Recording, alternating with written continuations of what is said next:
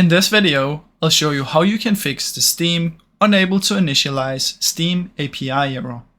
First, what you want to do is you want to try and add Steam to your firewall. You can do this by coming down here, search for Windows Defender Firewall, allow an app right here, change settings, then press anywhere and press S. Then you want to look for Steam, check this box and check this and this. Make sure all three are checked. If you don't see Steam in here, what you want to do is you want to find Steam or search for Steam, right click, open file location, then right click again and open file location, and then you should have steam.exe. Then you want to come up here, click here, Control C, then allow another app, browse, click up here and Control V, press enter, and then you should be able to find steam.exe in here. Then you just want to open and add it.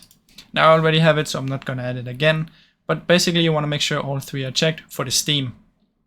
Now, if that still doesn't work, what you want to do is you want to find the folder again that we just showed. Then you want to find the steam.exe, right click, properties, compatibility, and you want to activate full screen optimizations and run this program as an administrator. You want to make sure both of these are checked, apply and OK. Now check if it works, and if it still doesn't, the last thing that I suggest you do is simply do a clean reinstall of Steam. So search for apps and features. In here, you want to search for Steam, click uninstall, and then head over to Google and reinstall it. Now, those are basically the ways that you can hopefully fix this issue. Now, I really hope you enjoyed this video. If you did, please leave a like and subscribe, as it helps me out a ton.